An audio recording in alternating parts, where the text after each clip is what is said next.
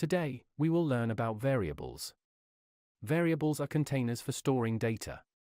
We use them to store information to be used and manipulated later. Variables are changeable.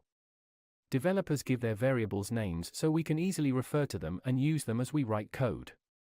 Steps for creating a variable. If necessary, write a keyword to indicate to the code that we are creating a variable. The keyword will differentiate in different languages. Name your variable. =, and then assign the value you wish. Now, let's look at some examples. In JavaScript, we create variables using these three keywords: var, let, and const.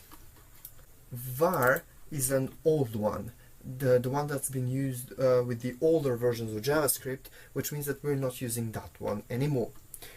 The var has been replaced with this one, let, and this keyword is used to create normal, changeable variables, any type. While the const variable is used to create a constant variable, aka the unchangeable variable. So, now let's create some. Also in JavaScript, the norm in naming is to use camel case. That's the naming norm in JavaScript, to use camel. So, knowing what we know, let's create a variable called price max and minimal price and max price.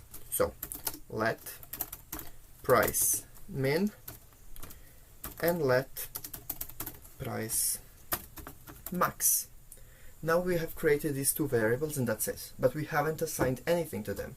We can do that by doing this, and now we can assign like 50, and here we can assign 1000. And there we go.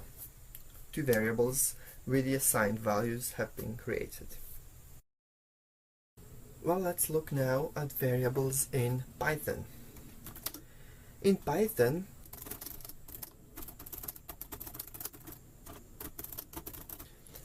there is no specific keyword for creating variables. You just type the name of the variable, assign a value to it, and that's it. There is no need for a specific keyword.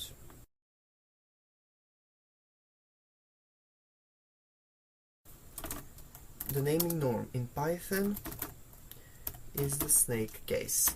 So, knowing what we know, let's create the same two variables as before.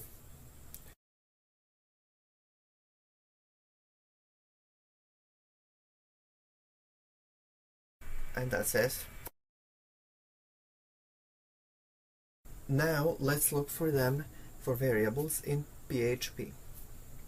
In PHP, we use, well, not a keyword, but a symbol for creating variables, and that's a $sign. And the naming norm in PHP is same as in JavaScript, camel case. So, knowing what we do right now, let's create the same two variables as before.